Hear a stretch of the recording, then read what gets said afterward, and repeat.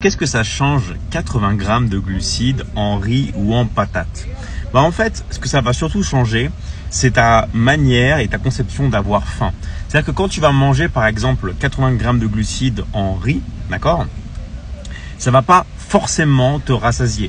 Après, si tu es une personne qui arrive à pas manger beaucoup, d'accord, tu peux le faire. Mais par exemple, il y a des aliments comme par exemple même des aliments mauvais comme des bonbons ou des choses comme ça qui sont chargés en glucides.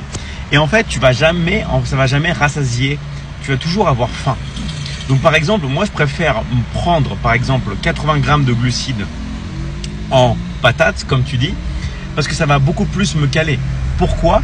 Parce que par exemple, avec 80 grammes de glucides en pommes de terre, je vais pouvoir en manger 400 grammes, presque un demi-kilo. Je ne sais pas si tu t'imagines ce que ça représente dans une assiette, un demi-kilo de pommes de terre. Si tu le répartis par midi et soir, tu vas pouvoir par exemple manger 80 grammes de glucides et tu vas toujours rester sec et avoir un bon corps.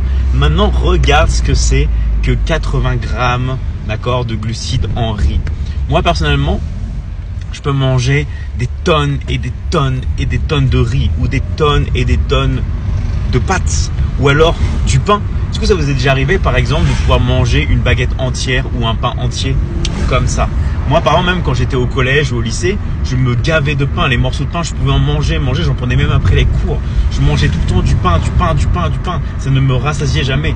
Maintenant, si je mange beaucoup de pommes de terre ou des choses comme ça, là ça va me rassasier. Donc au final, c'est plus une conception de comment tu vas pouvoir gérer ta faim.